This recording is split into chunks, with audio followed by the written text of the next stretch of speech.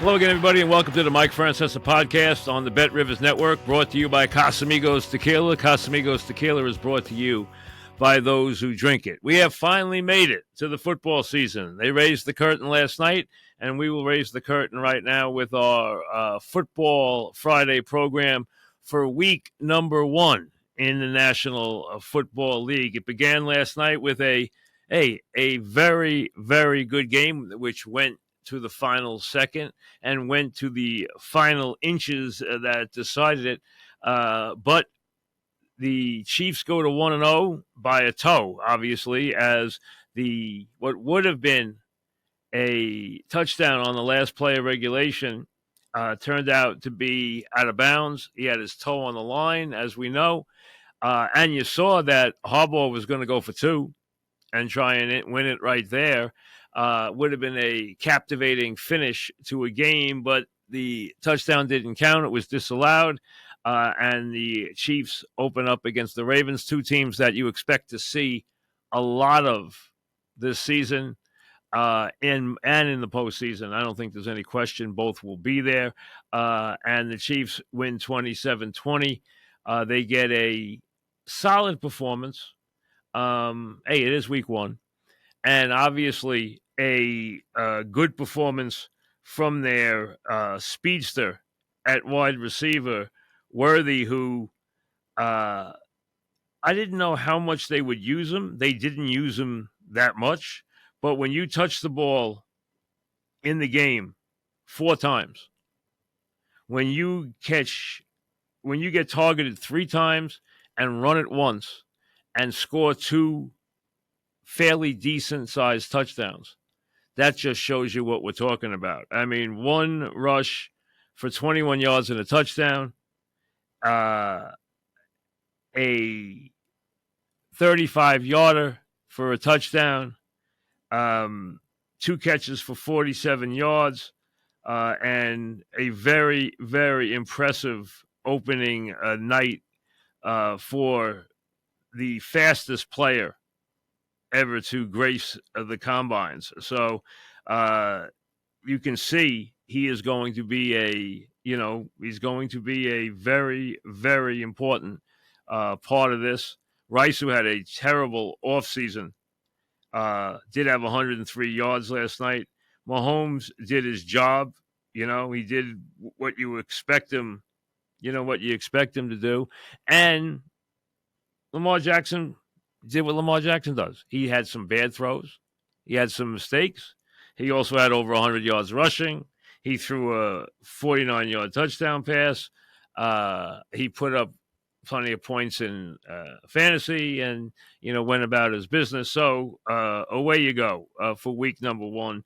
The Chiefs get a 27-20 win after the TD that would have given them a chance to tie or win was reversed on the final play of the game. So here we go. We have a game on a Friday, which is very rare, as the NFL makes another greedy reach. I don't like, as you know, when they go outside the country. Green Bay and Philly should be a very interesting game. Hey, a lot of people are on the Green Bay bandwagon. I don't think they're a championship team yet, but I think they are a dangerous team. And a lot of question marks about the Eagles, the way they finished the season last year, the rumored problems between the quarterback and some of the coaches, all the other stuff that went on, the change on the offensive line. Obviously, they have Barkley in there now. They made the changes they had to make in the secondary, which became almost hideous last year. I mean, they collapsed completely. Are the Eagles still a championship team? We'll see. And we'll see right off the bat because there's a lot of question marks about them. Now, we're on the Mike Francesa channel on the Bet Rivers Network, on YouTube, as always. We will be there a lot. Once in a while, we'll have a tape show. Like today, a lot of days we will be live. We'll try to be live as much as possible. And we will be there this weekend, live after the games, after the Giants open their season. Hopefully for them with a win, we will be live up on the Mike Francesa channel and everywhere that you go for the podcast.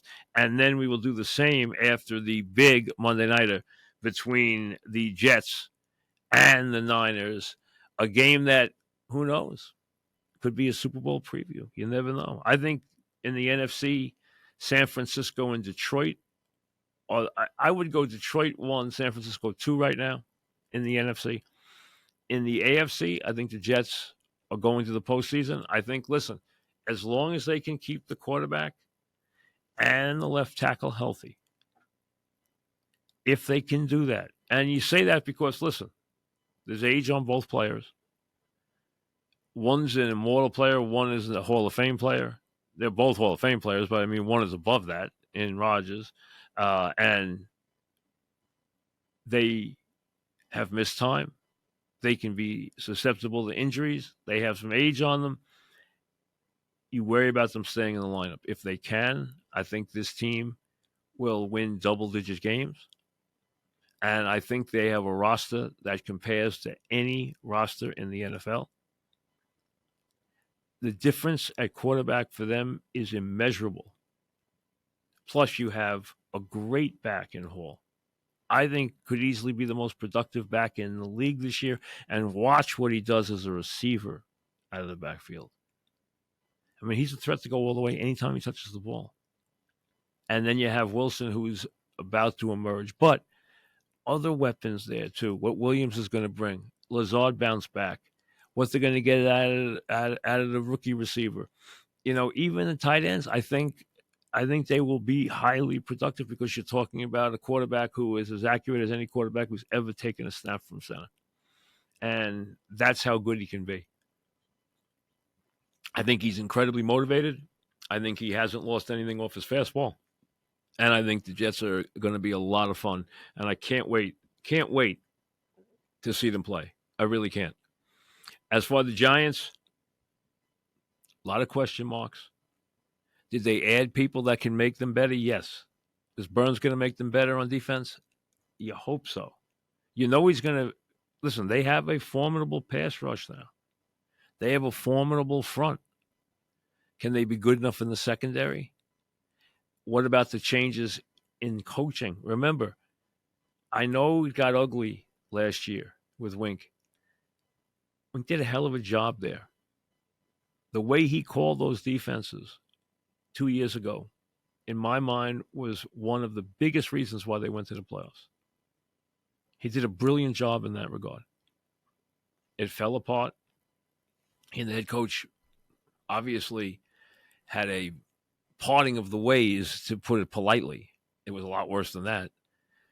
What happens now? New coach, new leadership, new coordinator. What happens now? There's a lot of talent in that front line. There's a lot of talent in that front seven. Is the secondary going to be able to hold its own? And can the Giants utilize what is clearly a very, very explosive talent in Neighbors? Can they get him the football and let him be the player everyone expects him to be? Now, I never chimed in on this whole uniform thing. Frankly, I don't care. Okay? But my answer to him would have been this. Rather than dusting off a number for a player that a lot of the Giant fans had never even heard of, but rather than dusting off a retired number, I would have said to him, we're going to give you a number, and you make it one that we have to retire. That should be your goal. Take a number and make it special. Don't take a special number because you have to have somebody else's number. You have to have a special number. Make the number special because you wear it. You have that kind of ability. That's what's important here. What number he wears is insignificant. I mean, that's silly stuff. But And retired numbers on some teams goes way too far, a lot of the Yankees. So you wind up with no numbers left. And they retire numbers to fill stadiums.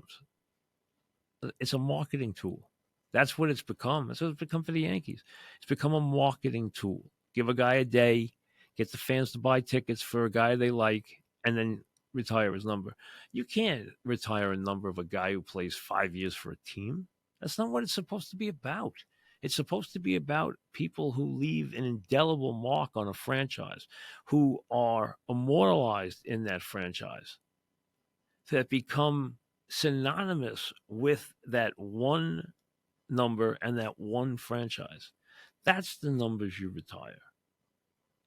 The guys who play for one team and the guys who, over a period of time, are iconic figures. It's gotten to be a silly practice and one that isn't very important, and it isn't important to me, but I just hadn't said anything about that. And again, I'm not stomping my feet or yelling about it. It's not that important. And it worked out, I guess, to everybody's satisfaction.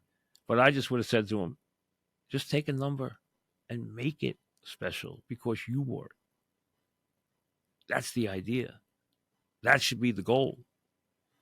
And hopefully that means they are getting him the football. I mean, he's a little too conscious before he's played a game about numbers and about how the fans are going to greet his catches and everything else. Hey, worry about the games. But that's just immaturity. It'll come. You just hope his performance and his consistency is there. That's what will make him a special player. Doing explosive, special things consistently.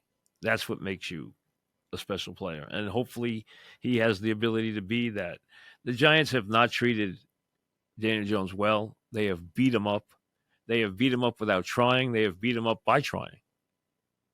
They didn't need to make what they were thinking about in the offseason so visible. I'm sure he resents it. Maybe it's motivated him. Maybe it will motivate him. Everyone, you get asked all the time. It's become the question in New York. You get asked all the time, how good do you think Daniel Jones is? Is Daniel Jones good? As people stop you all the time. And they say, what do you think of Daniel Jones? What do you think of Daniel Jones? And he's not a terrible player, which is why there is a discussion. If he was, if he was just awful, there'd be no discussion. No one would be asking you. They'd know. But they don't know because they know that there's games where they say, wow, that was a heck of a performance.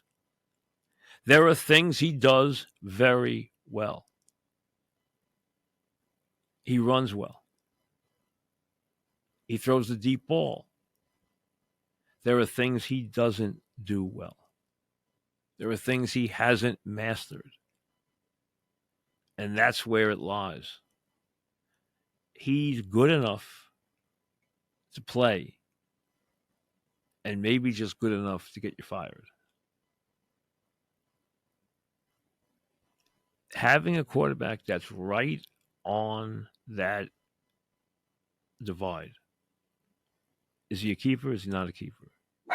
They've already paid him. We know that. They've already paid him. So that has happened. There's no way around that. But they don't believe in him, which is hard for him to operate a franchise that way. It's really doing it with one hand tied behind his back. They have done that to him. They have been disrespectful to him. And they've never given him an offensive line worth a damn. So I don't think he really has a future here. But that doesn't mean he can't go out and have a good season. He could. Or he could get hurt again. Or he could wind up sitting on the bench. We'll see how it plays out. The Giants are a team that their over-on numbers only 6.5. I think they're better than that. Do I think they're a 10-win team? No. Do I think they're a 7 or 8-win team? Yeah. I think they'll be in enough games to do that. I think the maturity of some players and the addition of guys like Neighbors and Burns makes them better. Obviously, Barkley is a big loss. You're talking about a running back who is a workman-like player. That's what he is. You live with that. You can live with that at running back. And the Giants have a weapon. They had one. Listen, Beckham had some, and you know my thoughts on Beckham, but Beckham had some wonderful years early on with Eli. If you look at his early numbers, they're tremendous. And it should have been something very special. It wasn't, because why relive it? So they've had a player like that. Now they have another. And how and where he gets the ball, how he is utilized, how consistently he's utilized, how much he understands what he has to overcome. Listen, teams are going to take him away. But when you're a special player, you understand, you still look at a Tyreek Hill. Now, no one's comparing him to Tyreek Hill, but Tyreek Hill is targeted every game, and he still produces every game. That's the sign of a great player. That's the special player. And that's what he's hoping to ascend to. We'll see how it starts against the Vikings this week. As we said, game tonight, Green Bay and Philly. Very even matchup. The way Love finished the season last year, he was an elite quarterback. He wasn't an elite quarterback for the entire season. He was an elite quarterback late last year. As a matter of fact, he was a superb quarterback late last year. The Eagles really just came apart mentally, physically, organizationally, to where it would not have surprised me if they had just cleaned house as far as the coaching staff went, because they were that upset about what happened. They didn't. They've made the changes they had to make, and now we'll see what they do and what they've been able to put together, especially in the secondary, but also, how much of their personality leaves with a big void that they have to fill on the offensive line. So, because that line has been, if not the best, among the best in the league, and a lot of years the best. I'd say right now the strongest line in the league is the Lions' offensive line. I'd put that first. But the Eagles have been very, very special in that regard. And it shows in their ability to convert short yardage plays and to run the football as they do. So it'll be interesting to see exactly what the Eagles are as they have, changes that are more than subtle. We know they have talent. So are they still a team that can be a championship team? Is Dallas still a team that's going to have a big regular season and, fall apart again as they always do in the postseason? Are the Lions for real? Well, that's a good place to start. We will see them on Sunday night in an interesting contest because, listen, it's a game between two teams that are very well coached. And the Rams have weapons. We know that. And they're going to obviously be an interesting matchup. But the Lions knew they had to go in and they had to change what they were doing in their secondary, and they had to be better at covering the pass. And they want to show the world that they have made those defensive changes and they're ready to take the leap. I've always thought it would be very, most teams have been to a Super Bowl. Some franchises are still thirsting for that moment. There's two that just, to me, when it happens, it's going to be a very big deal. Cleveland is one. The other is Detroit.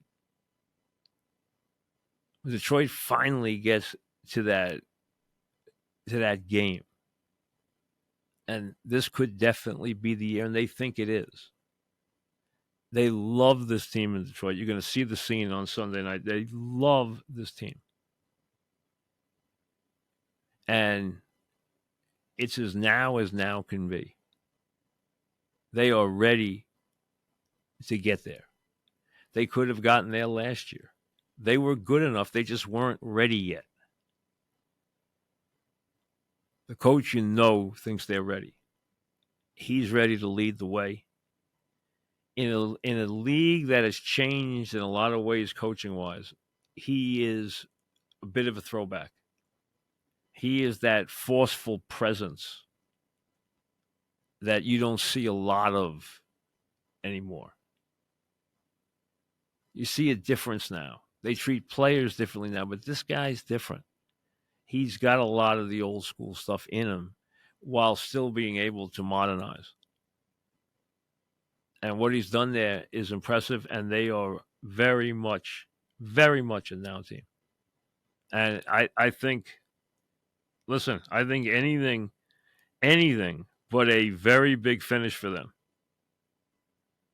Anything but a very, very big year for them. At least the NFC title game would be a big disappointment. And I think not getting to a Super Bowl will be a bit of disappointment for them this year. I think they think they're going to get there. And I think they have a very, very good chance. Now, we tell you all the time about the Bet Rivers app and what you got to do there, and what it's there for you for everything you need. It gets better all the time. They're always trying to make it better. They're always coming up with stuff. And the Squares is back this year, and this is a good deal because you're familiar with it. It's easy to follow. You can do it, and all you have to do is make a $10 wager, and you're there. So players can play same-game parlays, and same-game parlays have become the rage as everyone plays, online and plays on their given situations. Same-game parlays have become what the average player loves. So same-game parlays are enormous, as we know, in every sport. So same-game parlays on college football and NFL earn you squares. The exclusive Squares game offers additional chances. So you play a $10 or more same-game parlay, you get a square. You might win up to $10,000 in bonus money. Profit boosts, bonus bets, $10,000 jackpots, and it's great. It's a little added rider to have some fun with throughout the game. And who knows? Maybe you'll bang out a $10,000 jackpot just by making a $10 same-game parlay. So check out the Squares, which is available to you when you play same-game parlays in the NFL or college football, and is there all the time. Now, we mentioned Green Bay, Philly, the Giants, and the Vikings on Sunday. Giants a slight underdog. Minnesota, obviously, wondering about whether or not they can get a quarterback who can utilize the weapons that they have. We know what kind of passing game they have. We know what kind of weapons they have. They know what they have in Jefferson, and another shot for Sam Darnold, who you'll see on Sunday. Can he get the job done? We'll see. Probably his last dance, his last chance to ever be a guy who could have a career as a starter. Sometimes guys wait. Look at what Geno Smith did. And we all malign Geno Smith. And Geno Smith had to wait a long time. And Geno Smith has become an underrated quarterback. He now has a team. The team believes in him. They love him. He's their quarterback, and he has established himself after all those years. So it does happen for guys who get off to very tough starts. But there comes a point where you don't get any more chances as being a number one guy, and this could be it. So we'll see how that plays out. Everyone's on the Atlanta bandwagon. Raheem Morris is there. They brought in, obviously, Cousins. They made the trades they made. They know there's a lot of talent on that squad. They've gone and added to the defense. They're the favorites to win their division. Is this going to be the year for Atlanta to really make their move? We'll see. They open against Pittsburgh. Pittsburgh's got issues again on offense. We know Russell Wilson's there. He's got a little bit of a calf thing right now. You got Fields behind him. Their offensive line is very shaky. How they're going to look with Wilson there should be better, but Pitt offense still leaves a lot to be desired. You know, their defense usually plays well. Interesting opening game with Pitt going to Atlanta, and a lot expected for the Falcons. Buffalo will host Arizona. At Buffalo, a lot of people have still picked the Bills to win the division, to be a team that can play on the highest level, but you have to pause for a second and say, wait a second. Let's talk about the weapons now and how good they really are. Let's talk about the defense with the injuries and the changes that they've had to make. Are they still, we know what Josh Allen is, but are they still a team that's on that upper crust, that is there and ready? I think they're a little cut below now. That doesn't mean you ever count their quarterback out. It doesn't mean they're not going to have a winning team. But do I look at Buffalo right now as a team that is a championship go team like the Chiefs are or the Lions are? And I say no. I say I see too many question marks. A lot of things are going to have to come up right for them to be that good. The enthusiasm in Chicago is very high.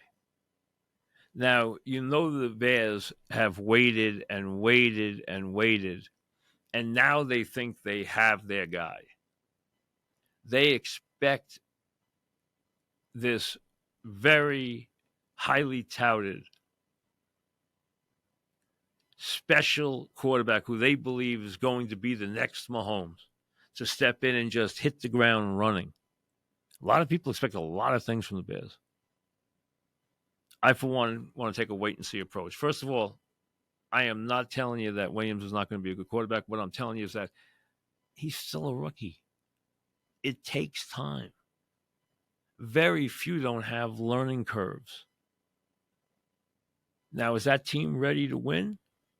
It's not a bad team. Is it a team that's ready to win a ton of games? I think it could be a 500 team. But you're still asking a rookie quarterback to lead them. They get Tennessee right off the bat, and I'm telling you, the excitement in Chicago is palpable. It really is. And we all want to see. I thought they overdid some of his stuff in the preseason. That's because they were on Hard Knocks and they got a lot of play and everything else. I think you have to take a step back and just be realistic. That's the word. Not that he's not talented. Not that he's not going to be good, but realistic. New England, the team that most people feel is probably going to have the worst season. It's going to be very different seeing Bill Belichick now as a, man of the people and now a social media figure. But he has modernized himself. As we know, he's got his companion is very young. So maybe that has led him into more modern things. You're going to see him on ESPN. So when he's not on the sideline, it's been a long time since he's not on the sideline. And he's taking advantage of being Bill Belichick. Listen, his numbers, his performance, it's going to be a long time, if ever, that somebody's going to win as much as he's won. his record and what he's done, and he will coach again. I don't think there's any question about that. But not this year. And you're going to see him in different roles this year. It's going to be different with him not on the sideline. It's going to be different in New England. So there's a newness there. They will not win 4 games if Jacoby Brissett plays quarterback all year. He's too good. Now, I don't think that's the plan. First of all, I don't know if he'll stay healthy. Secondly, I don't think that's the plan anyway. I think they're going to give the youngster a chance to play within a reasonable amount of time. But if they play Jacoby all year, I'm telling you, they're winning more than 4 games because he's too dangerous. He's good.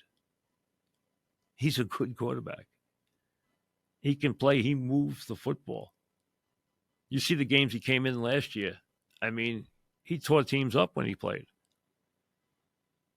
They go to Cincinnati. Another huge question. What are the Bengals? Have the Bengals... See, there's a window to win these Super Bowls. There's a window. And the window can close. Has it closed in Buffalo? And you have to open a new window. You can open another window for that quarterback, but there's a transition. They like to think they're still there, that they have the core to win. It's all about the quarterback there. He's got weapons. Sometimes those wide receivers seem to be very unhappy. All wide receivers seem to be unhappy at some time. Wide receivers are the divas of the sport. And they are the ones that create drama. In the old days, it used to be linebackers. Now it's wide receivers. On every team, it's wide receivers that usually create the commotion. And this team is no exception. Bengals could be good, but I have some question marks about the Bengals. And I want to see them answered. I respect Burrow. I respect the team. Again, would I put them on the level with Kansas City and with Baltimore? And Baltimore's got some questions to answer on that offensive line. They got a couple of subtle questions to answer on defense. They got some questions to answer on that offensive line. They're in a little bit of change themselves. Andrews has been beat up a lot. He's not the same player anymore. They've sat other guys who are taking people's places, we've seen. But I think they are still a top team. I think Kansas City's still the best team. And they're not going away. Am I picking them to go to another Super Bowl? I'm not, because I just think it's hard to keep getting there. But they're going to be right there. I would be surprised if Kansas City isn't in the title game. I think if you're going to win it, you're going to go through Kansas City to win it. Houston and Indy, a lot of people are on the Houston bandwagon. They think his time is now. They did make the quantum leap, and they uncovered a quarterback who is a bona fide star already. I don't think there's any debate about that. He is a star. I think the league recognizes him as that. I think the people around the league recognize him as that. They do not. They want to see Love do it again. They believe they know what Stroud is. And it's going to be very interesting to see how good they are. Are they better than Jacksonville? A lot of people think they are. And where are the Colts and their quarterback? I think the Colts are dangerous. I took the Colts as an over this year. Over 8. I think the Colts are going to be a winning team. Am I a little worried about certain things on the team? Yeah, I'm a little worried about the secondary, that's for sure. Some things about the Colts that I question, but I think they're going to be a pretty good team. I also think they're well coached. Interesting opening game, Houston at Indy. Texans favored by 3. They are very much a team with a impressive core of players. Are they a playoff team? I think they are. I don't think there's any question they are.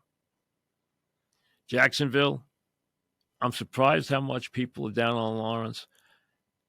Trevor's big problem last year was he doesn't sit down when he is hurt. And last year he was badly hurt and he tried to play through it and it hurt his performance dramatically. There has to come a point where you understand that it's time to realize you need to sit down and rest and let your injuries heal. He wasn't capable of playing with the injuries he had last year, but he does not sit out games. I think the people who listen, they paid him, so they believe in him. I believe in him. I think he's going to be around for a very long time. I think he's going to be a championship quarterback. Miami, it's a weird team, but a crazy amount of explosiveness, doing it in a different way. But with the weapons they have, with Hill and Waddle and Ashawn and most of it, and a very interesting offensive way of doing things. And then Tua, who, there's always going to be great debate about Tua because, he's a quarterback who does it without a whole lot of arm strength. But the offense scores points. And they move the ball on good defenses.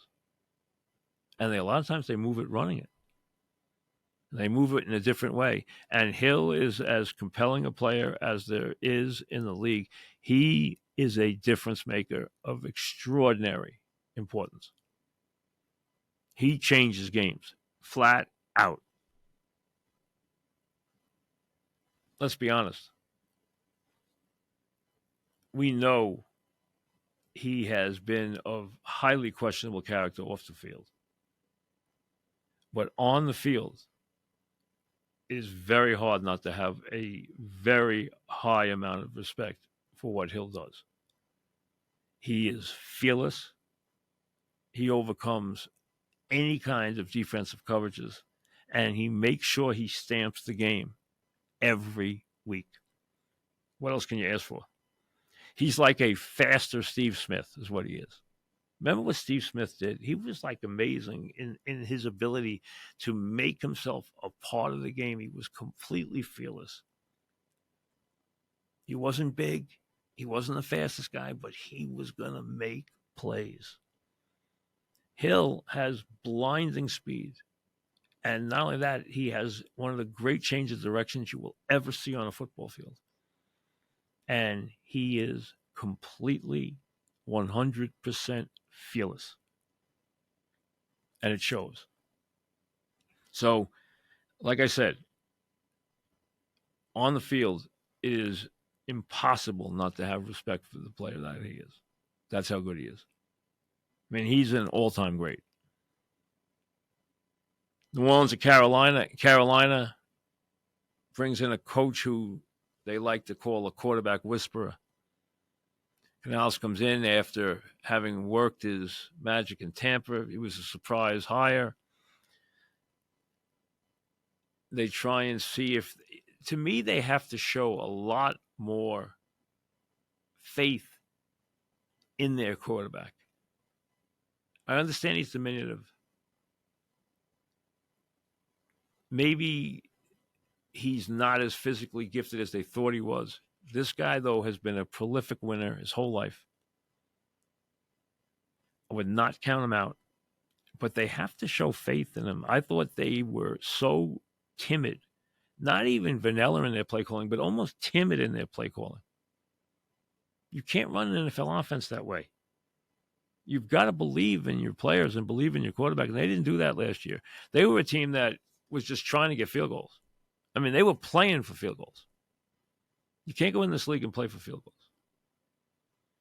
The Saints are one of those teams that could go either way. They have ability, but they also have a lot of question marks. Raiders and Chargers. Harbaugh returns. He brings, obviously, a glowing reputation, coming off a championship. A lot of controversy in Michigan, but coming off a championship, he finally did what he went there to do. It took him a long time, but he got it done. Now he's back. He is a impact coach. He will change things with the Chargers. The question is, how quickly? They have a very talented quarterback who's a little banged up right now. But they're using reach heads in a lot of spots. The roster's not overly loaded right now. So it's going to be interesting to see how much you can get out of them right off the bat. Broncos, Nix wins the job. He fits Peyton. They go to Seattle. Seattle starts a new era with a coach that a lot is expected from. It's Geno's team. I think Seattle's going to be pretty good this year. I think Denver's got another year. It's going to be tough. Washington and Tampa, everyone's very high on their new quarterback. We'll see how he does. I think Tampa's going to take a step back. They did a good job last year. They have a change in offensive coaches, which is you got to watch. They've gotten old in spots. They're over under 7.5. I took them as an under. I think they're going to take a step back this year. Mayfield did some good things last year. He really did. And they played well. But I just think they're going to take a step back. It's going to be interesting to see how quickly Jaden Daniels comes. He's another one that everyone's raving about. Let's see. Again, young quarterbacks usually go through a lot of growing pains. Dallas and Cleveland is first you're going to see Tom Brady as an announcer working with Burkhardt. He's not going to do Raider games, which is weird because, a guy who has ownership, and he now has part ownership. It's a small part, but he still has part ownership of the Raiders. That should preclude him from doing any games. They have decided now to create a Brady rule where they're letting him do the games, he just can't do Raider games. It's nonsense. But how much does the ownership part of it play into what Tom is going to be? See, the only question with Tom, we know Tom's going to work hard to do well at anything he does. The question you have with him is, does he want to commit? And that means if you want to be a really good broadcaster, you have to be able to be critical. And I don't know that he wants to be critical. We'll wait and see how he does it. There's obviously going to be all eyes on him. This is a tough game. Dallas is talented. We know that. They are still a very talented team. Some changes, subtly, but still a very talented team. On the road, I think this is one of the toughest places to play. A lot of people I thought people would be higher on Cleveland than they are. And everyone's worried about what they are offensively, what they are obviously without the great running back at full strength. They're worried about the quarterback position. One thing, though, you go into Cleveland, you know that you better put the chin strap on tight because it is going to be a nasty, physical, tough game. And that's what this will be. Cleveland is very tough to play in their place. And that defense is good. And I'm surprised more people aren't higher on Cleveland this year. But they're worried about the quarterback situation. They really are. Rams in Detroit on Sunday night. That should be a show. First of all, the Rams are dangerous. They're well coached. They have, obviously, weapons that can really scare you. They will be very prepared. And they're obviously going through their own transitions on defense. Now, Detroit has made it a big, big priority to make that defense better, especially in the secondary. We know what they did. We know the moves they made. They think they are the finished product now, and they want to show the world that they're the finished product right off the bat. That's going to be a very tough opening game. I can see you saying, ooh, I'm getting 4.5 points with the Rams, and even if they're losing, I can get a backdoor cover. You definitely can, especially with their receivers. Detroit could be up 11 and give up that late touchdown, then take a knee, and they win by 4. You know that happens all the time in this league. And with the ram passing attack, you worry about that stuff. Anytime you're playing against a really good quarterback and you're giving up points, you have to think about the backdoor cover. And that would be the thing that scares you here. But going into Detroit on Sunday night to open the season in front of the world, they are going to be crazy. That is going to be a tough spot. And then Monday night, finally, you got to wait all the way to Monday night to finally see the Jets, and the Jets get themselves about as tough an opener as you can possibly get. There aren't many spots tougher than going to San Francisco to open the season. Trent Williams signed, so he's back. He would have been out. It would have changed the game completely. I hate that Reddick is still holding out. And I've seen a lot of conversation and opinions on this whole Reddick situation. Listen, Reddick's got one. He's going to report. He is not going to let this season go away. He's going to play enough games to make sure this season counts. You can take that to the bank. Here's the thing. They are playing their cards right now.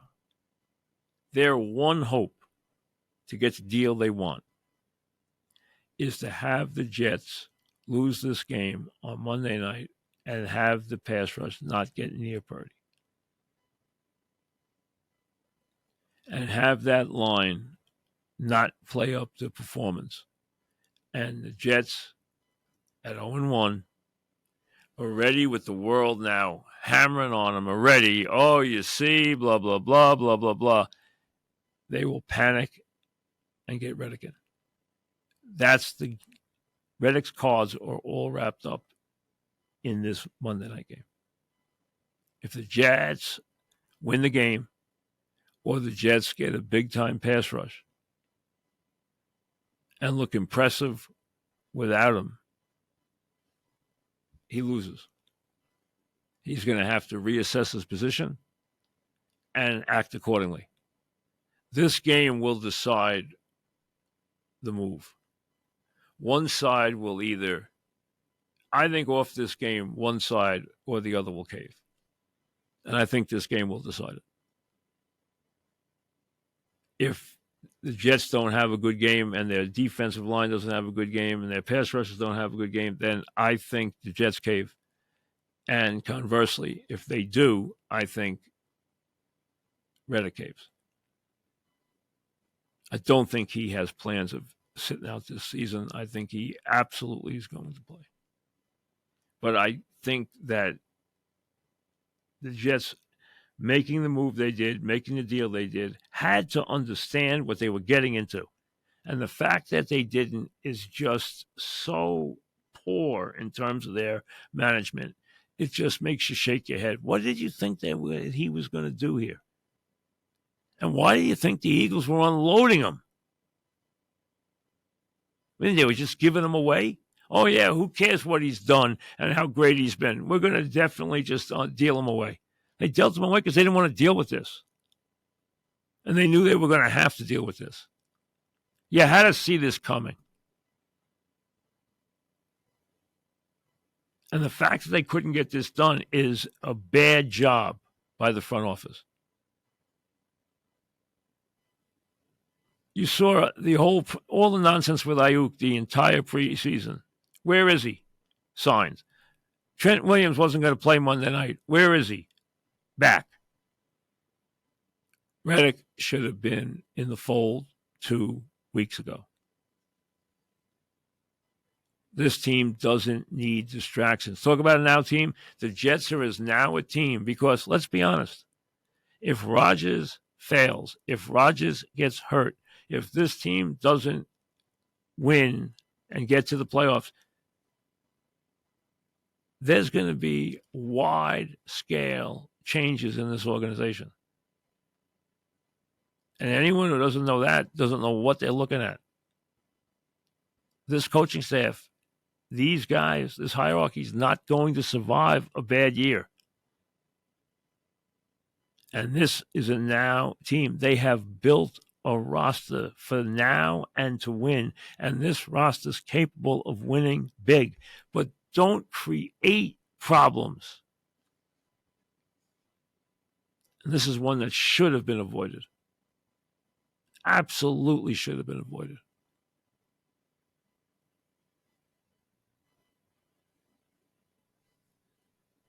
Download the Bet Rivers app for anything you need. College football, the latest lines, all the stuff. Remember, you got a couple more days to play anything you want to play that's a future, whether it's an over-under. I went on with Dog yesterday because, yesterday I was playing golf yesterday morning. And Dog texted me and said, hey, 35 years ago today, we started Mike and the Mad Dog, which was September 5th, 1989. I had thought of that about a week ago, but I didn't think of it yesterday morning. So I texted him. We were texting back and forth. And I decided to go on the show. I went and did some stuff with him yesterday. I went on his program for a half hour yesterday. Here's the over-unders I took so far. I took 4 so far. I only bet one, personally, was the Jets at 9.5 a while ago. The number is soared on they're 9.5 now, but they're 9.5 minus like 170, which is a heavy load. But, that they're getting a lot of action that way. Jets over 9.5. I've been pretty obvious about the fact I think the Jets are going to win 12 games if they're healthy. Giants 6.5. You get 6.5 plus 125. I think that's not a bad wager. I think the Giants will get 7-8 wins. Do I think they'll get 9? Put a gun to my head, I'll go 8-9. Tampa under 7.5, and you're getting like 130 for your trouble. I like that as an under. And Colts are 8, and I don't know where they are at 8. I don't know if this might be just 110. I don't know what the number is, but it's 8, and I like them as an over. I've seen a lot of people take the Colts as an under. I like this coach, and I think they got more talent than that. And with Taylor and Richardson, and listen, I've seen a lot of, Richardson can't play. Well, you've already decided Richardson can't play based on what? Based on, the couple of games he played last year? He didn't play badly. The question is, can he stay healthy? He's a dynamic player who's going to use his legs and he's going to run a lot. Can he stay healthy? That's the question. You just heard Taylor say he can. So she chimed in with that. He will stay healthy. She likes Richardson. She obviously, her name is Taylor, so she likes the Chiefs. So is Harrison. Jack's a Falcon fan.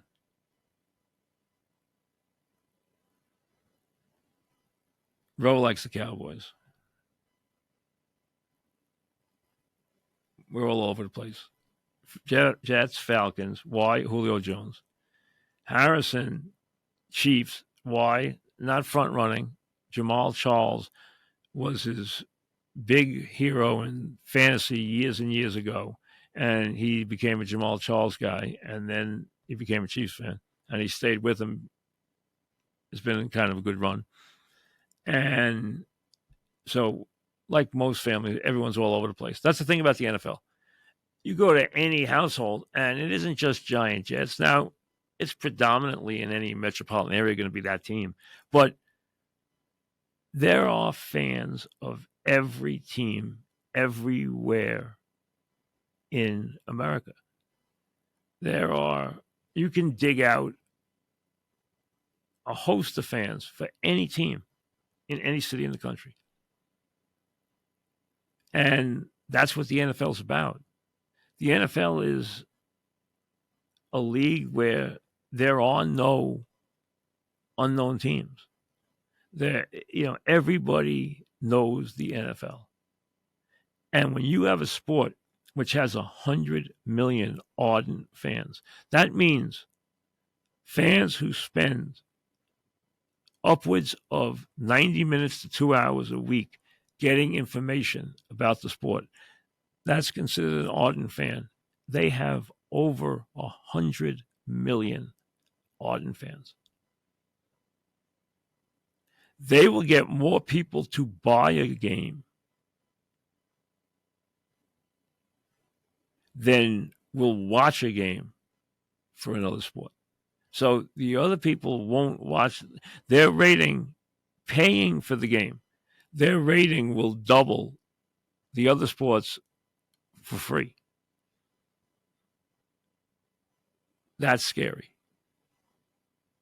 That's just absolutely scary. And that's where the NFL is. I mean, the NFL can put a game anywhere. Last year, they put the playoff game up and made you buy it. 20-something million people bought it. They might have only kept the subscription for a month, but they laid out there $5.99. 20-something million people laid out the $5.99.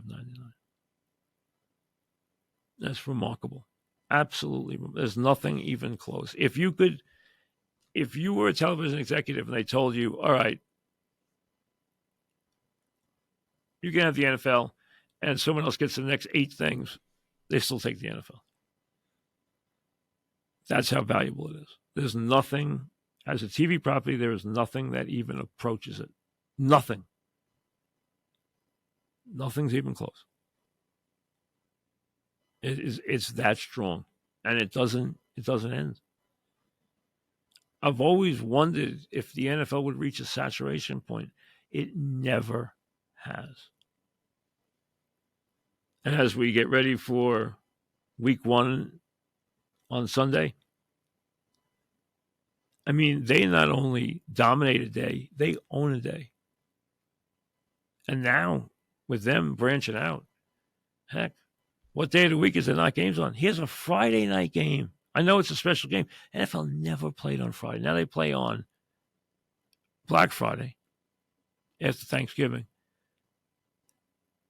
Playing on Christmas. There's no day now they don't play. They're all over the map. Now, during the regular season, they can't play on Friday or Saturday because you protect high school and protect college. But here they are tonight with a special game. So what day of the week now, other than Tuesday, I think they've touched Wednesday. They might not have. But it might be just Tuesday and Wednesday. We know they play on Thursday. They've played on Friday. They play on Saturday, Sunday, Monday. I think it's just Tuesday and Wednesday. All NFL, all the time. But you know what? We're all glad it's back. It was good to see. Game tonight, Sunday action. Here we go. Week 1 in the National Football League. We'll see you after the game on Sunday. We'll be live, and we'll be up on the Mike Francesa channel on the Bet Rivers Network on YouTube after the Giant game and after the Jet game on Monday night. So remember, download the Bet Rivers app. Go to the Bet Rivers app for all of your wagering needs. Play the Squares game. $10 same game parlay gets you involved. And who knows, you might be able to pick up $10,000. How about that? Not a bad deal. And we'll see you on Sunday. And watch for us on Wednesdays on the Mike Francesa channel, on Fridays with our Football Friday show, and then on the weekend where we'll be with post-game action live up after the ball games and with everything else going on. A word about baseball. You know, with the Braves losing last night, here we are a couple of weeks away from the finish of this season. Okay, we're now moving into the final days. Here we are. And the day starts where today we have the Mets tied for the final wild card spot. San Diego, 80-62. Arizona, 79-62. Atlanta 76-64. The Mets 76-64. So 4 games ahead of the Cubbies, who the Yankees will see this weekend. The Yankees find themselves on the outside looking in right now, a half game behind the Orioles. Remember, it is the 6th of September. 18 days to 24th. Orioles will play the Yankees for a start of a 3-game set, and the Mets will play in Atlanta, start of the 3-game set the same days, September 24, 25, 26. Looks like those will be the pivotal days of these pennant races. Enjoy your football weekend. We'll see you Sunday.